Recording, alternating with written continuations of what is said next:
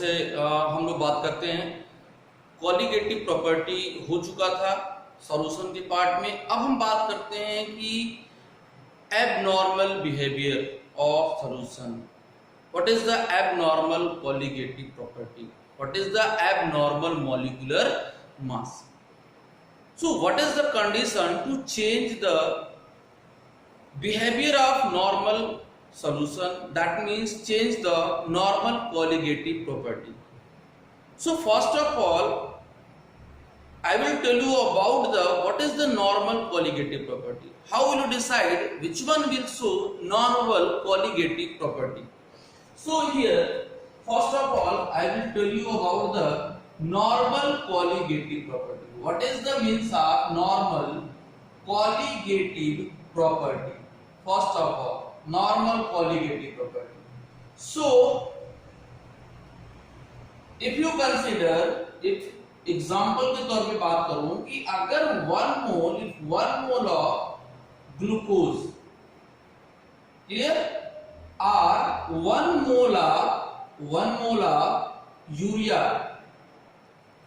are dissolved in water, then it both will produce same number of mole of glucose solution, same number of mole of glucose solution. This is the urea solution. So what will be observed here the value of N before dissolution in water is 1, and here also after the dissolution the value of N is 1. So we can say that all this solution will show normal colligative property. So one thing is that the solution in which the solute will not dissociated or associated. अगर solution के अंदर जाने के बाद वो अगर dissociate नहीं होता है या एसोसिएट नहीं होता है, डिसोसिएट होने का मतलब कि एक बड़ा सा पार्टिकल्स है, बड़ा सा मॉलिक्यूल्स है, वो टूट रहा है और दो से ज्यादा मॉलिक्यूल में, दो से ज्यादा आयंस में कन्वर्ट हो रहा है, तो दैट इज डिसोसिएशन। आप ऐसे समझो, ये बड़ा सा पार्टिकल है, ये टूट रहा है, दो छोटे छोटे पार्टिकल में बट गया, ये कहलाता है डिसोसिएशन। या इसकी उल्टा अगर हम बात कर लें कि दो छोटे छोटे पार्टिकल्स हैं और बड़ा पार्टिकल बना रहे हैं, दिस इज कॉल्ड एसोसिएशन। तो एक चीज याद रखना कि जिस सॉल्यूट के अंदर ना तो डिसोसिएशन का केस मिले ना तो एसोसिएशन का केस मिले, वो आपका सॉल्यूट सॉल्यूशन में जाने के बाद सॉल्यूशन की बिहेवियर को चेंज नहीं करता है, that will called normal colligative property. वहां पे नॉर्मल कॉलिगेटिव प्रॉपर्टी शो करेगा, क्योंकि सॉल्यूशन में जाने के बाद वो कॉलिगेटिव, वो सॉल्यूशन में जाने के बाद वो खुद को डिसोसिएट नहीं कर रहा है। लेकिन अगर हम वही सेम चीजें ले लें, यहां पे मैं ले लेता हूं, अगर मान लो यहां पे मैं ले रहा हूं कि 1 मोल ऑफ NaCl और 1 मोल ऑफ NaCl को आपने वाटर में डाल दिया, तो बेटा ये देखो, before dissociation the number of before dissolution the number of mole is here 1, but after the dissolution it will give 1 sodium positive plus 1 Cl negative. So here the total number of mole is here 2, total number of ions here is here 2. So हमने experiment में क्या पाया था, experimental value क्या था कि ये 1 मोल था, लेकिन ऑब्जर्वेशन में मुझे क्या मिला, मैं ऑब्जर्व क्या कर रहा हूं, मैं ऑब्जर्व ये कर रहा हूं कि यहाँ पे 2 मोल मिल रहा है। तो this solution will not show normal colligative behaviour, this solution will show abnormal colligative property. Similarly, if we suppose 1 mole of AlCl3 and when it will be dissolved in water, it will give 1 mole of Al3 positive aqueous and 3 mole of Cl negative aqueous. So here n is equal to here 1 and here 3. So n is equal to 4. Now this will be so abnormal. Colligative behaviour, abnormal colligative behaviour, that is colligative property. So what happened here, यहां पे आपने observation में क्या देखा कि आपने experimental में लिया कितना, आपने थ्योरेटिकल वैल्यू कितना आपने देख रहा है कि आपने 1 मोल ले रखा, लेकिन आफ्टर द डिसोल्यूशन आपने ऑब्जर्वेशन में क्या पाया, तो ऑब्जर्वेशन में आप देख रहे हो कि ये 4 मोल दे रहा है, 4 आयंस दे रहा है। मतलब तो एक चीज दिख गया कि abnormal colligative property of solution is depend upon the dissociation and association of solute particles in the solution। तो 2 चीज हमारा निकल के आया कि abnormal colligative property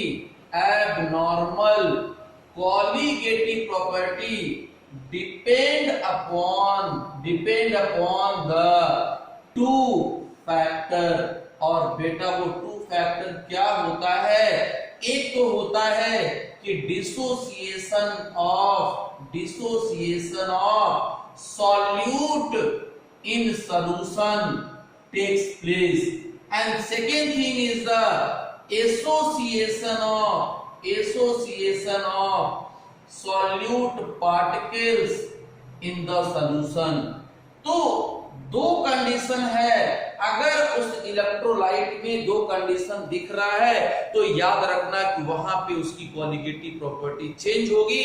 मींस अगर वो नॉन इलेक्ट्रोलाइट है लाइक यूरिया, ग्लूकोज, शुगर, तो वहां कॉलीगेटिव बिहेवियर नहीं चेंज होगी। बट अगर वो इलेक्ट्रोलाइट या तो स्ट्रॉन्ग है या तो वीक है, in that case the colligative behaviour will be change. वहां पे कॉलीगेटिव बिहेवियर क्या होगी बेटा, चेंज हो जाएगी। अब इस कॉलीगेटिव बिहेवियर के बारे में डिस्कस करने वाला जो बंदा था दैट इज वान हाफ। तो वान हाफ ने एक टर्म जनरेट किया, एक टर्म इंट्रोड्यूस किया, that term is called van't Hoff factor.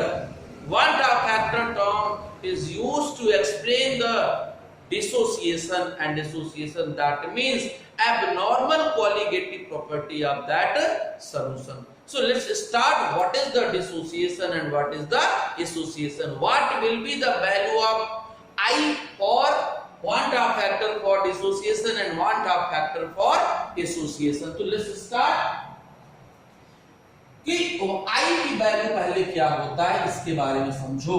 I की वैल्यू समझने के लिए बेटा एक चीज समझ जाओ कि एक कॉलीगेटिव प्रॉपर्टी नॉर्मल थी और भाई वो एबनॉर्मल हो रहा है, means normal colligative property will change into abnormal. कब चेंज होगा, जब नॉर्मल के अंदर कुछ कंडीशन आएगा, नॉर्मल में कुछ बदलाव आएगा, नॉर्मल में कुछ चेंजिंग आएगा, तो that changing is called I, that is called one half factor। So here I is equal to abnormal colligative property upon normal colligative property। और ये कह सकते हो, एक चीज और भी हो सकता है कि number of solute particles after dissociation और एसोसिएशन, या तो डिसोसिएशन हो जाए या तो एसोसिएशन हो जाए, और यहां क्या होगा, number of solute particles before dissociation और एसोसिएशन, बिफोर डिसोसिएशन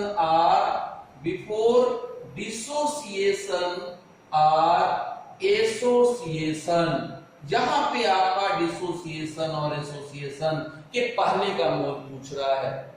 एक बात और, ये एक चीज के और इक्वल होता है ऑब्जर्व कॉलीगेटिव प्रॉपर्टी, और यहां नीचे जो होता है वो नॉर्मल कॉलीगेटिव प्रॉपर्टी भी होता है। तो ये observed colligative property upon normal colligative property, तो ये क्या होता है, इसी चीज को आई ने बताया था। अब I एसोसिएशन के लिए क्या होगा, एसोसिएशन के लिए क्या होगा, मैंने आपको समझा दिया था कि डिसोसिएशन हो गया, एसोसिएशन हो गया, मींस उसकी कॉलिगेटिव प्रॉपर्टी चेंज हो गई। तो अब मैं पहले बात करता हूं कि फॉर डिसोसिएशन में क्या होगा। तो याद रखना I is equal to abnormal colligative property upon normal colligative property. अब अगर ये दोनों वैल्यू इक्वल हो गया तो I इज इक्वल टू 1 आ जाएगा।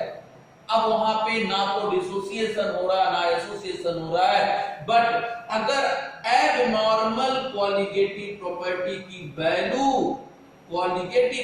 की वैल्यू नॉर्मल से ज्यादा आ जाएगा, बेटा I is directly proportional to abnormal and inversely proportional to normal. So if abnormal colligative property is increased and normal is decreased, then you can say that here the value of I is greater than 1। यहाँ पे I की value क्या आएगी, 1 से ज्यादा आएगी, क्योंकि 1 से ज्यादा तब आएगी जब एक बड़ा सा सिंगल पार्टिकल्स है, ये सिंगल पार्टिकल्स है और भैया सिंगल पार्टिकल्स टूट रहा है।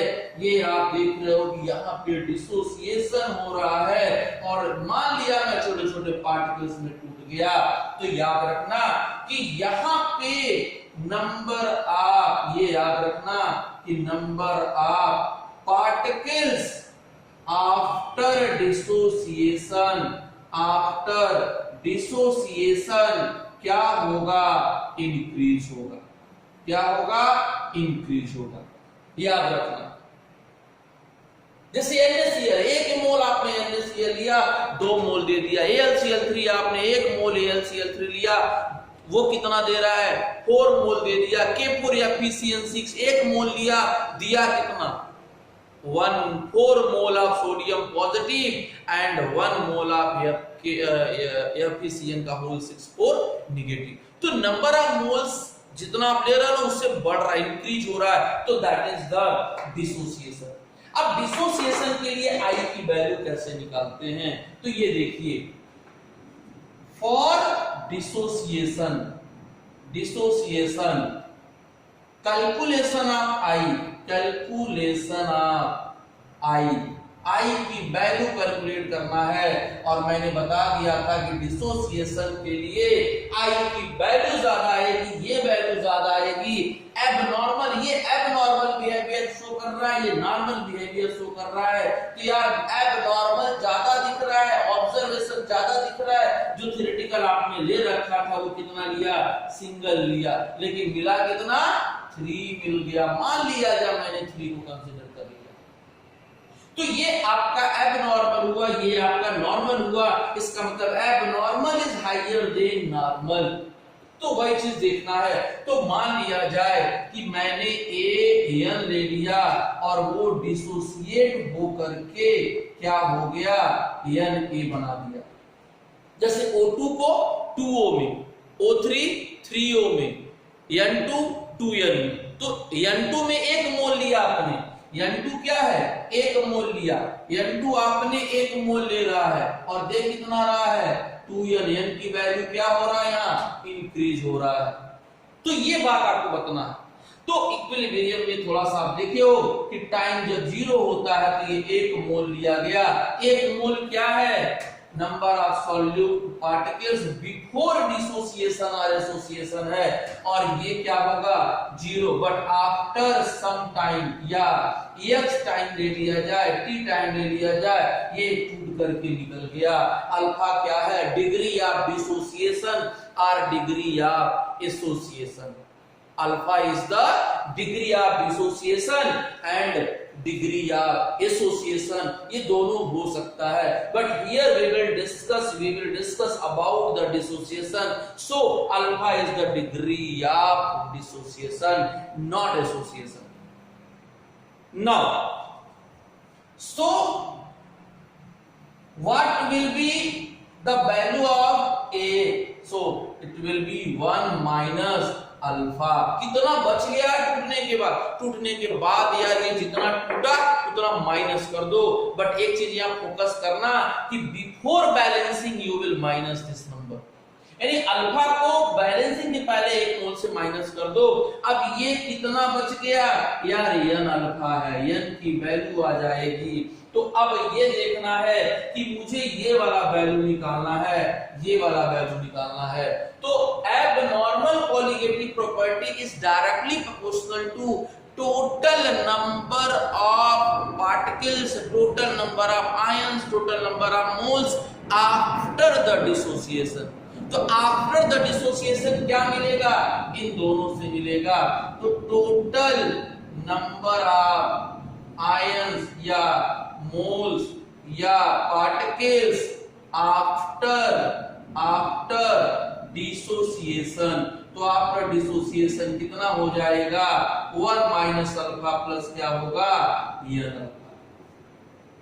तो अब मैं आगे इधर बात करता हूं आपसे कि कोलिगेटिव प्रॉपर्टी जो एबनॉर्मल होता है वो डायरेक्टली प्रोपोर्शनल किसके होता है, वो डायरेक्टली प्रोपोर्शनल होता है आपके इसकी वैल्यू से। तो abnormal colligative property is directly proportional to total number of particles or mole after dissociation। Dissociation के बाद कितना बच गया, तो वो होगा directly proportional to 1 minus alpha और n अल्फा। ये पहला इक्वेशन ले लो। और नॉर्मल कोलिगेटिव प्रॉपर्टी क्या होगा, वो कितना लिया था, 1 मोल लिया था यार भैया, यहाँ 1 मोल हो जाएगा। ये दूसरा ले लो। अब I की वैल्यू क्या है, फार्मूला है नॉर्मल अपॉन नॉर्मल, तो ये होगा 1 माइनस अल्फा n अल्फा और ये नीचे 1 आएगा, यानी I is equal to 1 minus alpha plus क्या आ जाएगा, n अल्फा। ये फार्मूला हो जाएगा। लेकिन अगर मान लो स्ट्रॉन्ग इलेक्ट्रोलाइट है, फार स्ट्रॉन्ग इलेक्ट्रोलाइट होगा, तो यार यहाँ पे आपको कैलकुलेट करने की जरूरत नहीं है। स्ट्रॉन्ग इलेक्ट्रोलाइट के लिए I की वैल्यू n के इक्वल होगा। n क्या है, number of ions, number of particle. जैसे मान लो KCl है और KCl के लिए I की वैल्यू पूछ रहा है, कह रहा I कितना है, तो सीधे यार तोड़ दो, K पॉजिटिव Cl निगेटिव, एक यहाँ मिलेगा एक यहाँ मिलेगा, और ये इसका मतलब कि n की वैल्यू 2 है, मींस I की वैल्यू क्या हो जाएगा, 2 हो जाएगा। इसी तरीके से अगर K2SO4 ले लो और पानी में डिसॉल्व करो, तो 2K positive plus SO4 2 negative देगा, 2 मोल इधर 1 मोल इधर, यानी ये n की वैल्यू 3 दे रहा है, यानी I इज इक्वल टू क्या हो जाएगा, 3 हो जाएगा। लेकिन अगर कंडीशन दे दिया कि K4, एक सवाल दे रहा है, K4 FeCl का होल 6 है, I कह रहा है कि अल्फा 100% है, तो I कितना होगा, ये A पूछ रहा है, और B क्या कह रहा है, अगर अल्फा 50% है तो I की वैल्यू बताइए। तो यहां पर इसका फार्मूला यूज करना है। यहां पे तो 100% है, सीधे I जो पता कर लोगे तो उसको निकाल दोगे। लेकिन जहां पे 100% डिसोसिएशन नहीं हो रहा है, वहां पे आपको फार्मूले से इस्तेमाल करके वैल्यू को क्या करना पड़ेगा, फाइंड करना पड़ेगा। तो देखो क्या है यहाँ पर, देखो इसके लिए जब तोड़ोगे तो K4 FeCl का होल 6 और ये इक्वल्स होगा, और ये जब टूटेगा then it will give 4K positive and here FeCl whole 6 4 negative, here 1 mole, here 1 4, that means n is equal to 5, and the first condition is alpha is 100%, means alpha is equal to 1 हो गया, 100 by 100 1 आएगा, तो यहाँ I की value n हो जाएगी, I इस direct आपका 5 हो जाएगा। बट दूसरे कंडीशन में क्या बोल रहा है, ये फर्स्ट कंडीशन था, बी कह रहा है कि अल्फा तो सिर्फ 50% दे रहा है, इसका मतलब 50 by 100 कितना आ जाएगा, 0.5 आ जाएगा। अब यहाँ I आपको निकालने के लिए आपको इस फार्मूले का यूज करना पड़ेगा, means I is equal to 1 minus alpha n alpha. तो I माइनस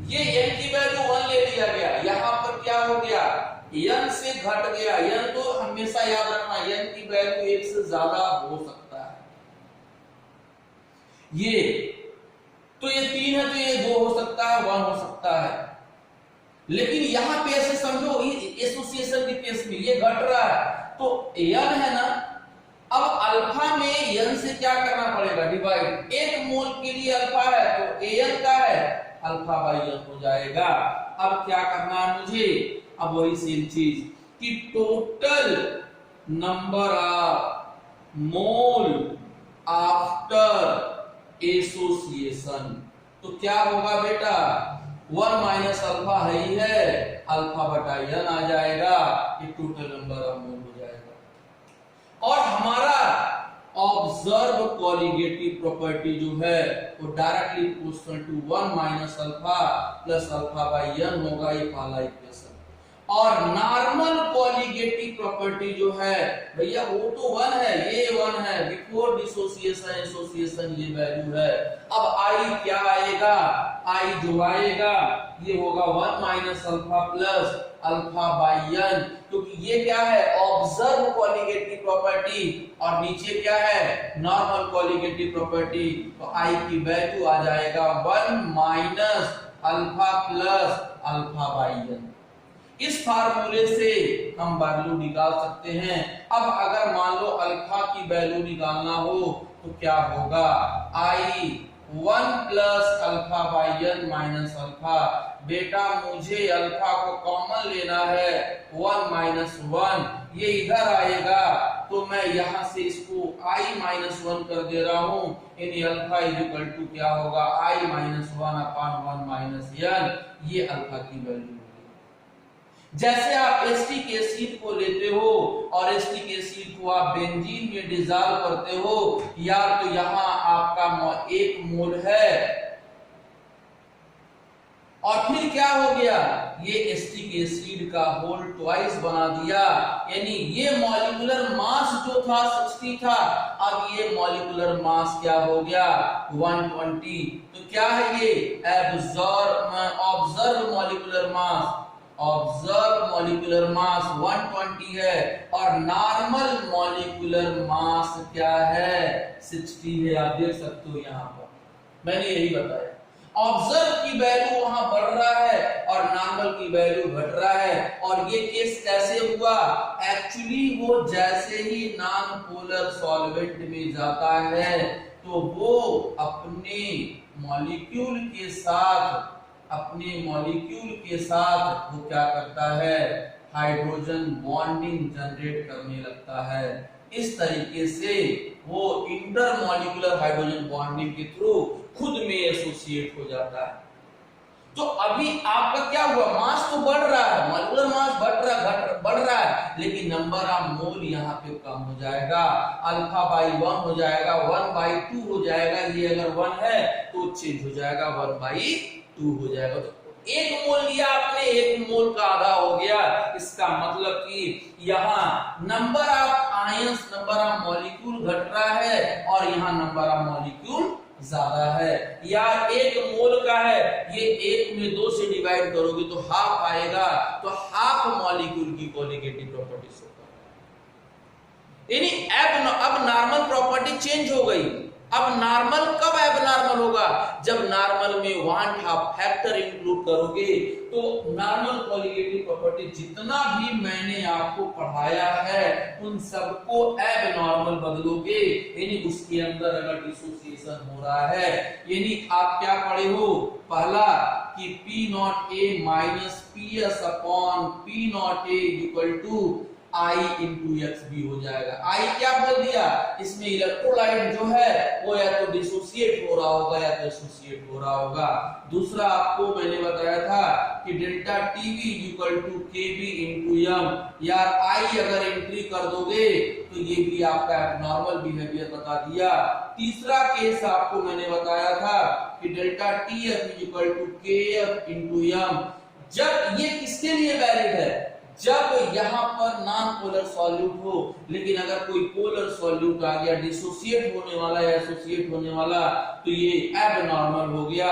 और एक होता है pi is equal to CRT या CST, आई आ जाएगा। ये सारे रूल जो होंगे वो एबनॉर्मल कॉलिगेटिव प्रॉपर्टी की कैटेगरी में आएंगे। तो अब जो न्यूमेरिकल मिलेगा ना, वो उसमें पहले आई निकालना पड़ेगा, तब जाकर के ये और ये आपको फाइंड करना होता है। तो this is the abnormal colligative property, abnormal molecular मास। अब बेटा हम लोग एक दो टॉपिक बचा हुआ है, उसमें हेनरी का रूल और एजियोट्रॉपिक मिक्सचर जैसे खत्म करूंगा, फिनिश करूंगा, तो मैं आ जाऊंगा न्यूमेरिकल पोर्शन पे। यहाँ पे भी खूब अच्छे अच्छे न्यूमेरिकल पूछे जाते हैं, वो चाहे एकेडमिक लेवल हो चाहे कॉम्पिटिटिव लेवल हो। ठीक है, तो अब नेक्स्ट वीडियो में हम लोग बात करेंगे कि हेनरी का रूल क्या होता है।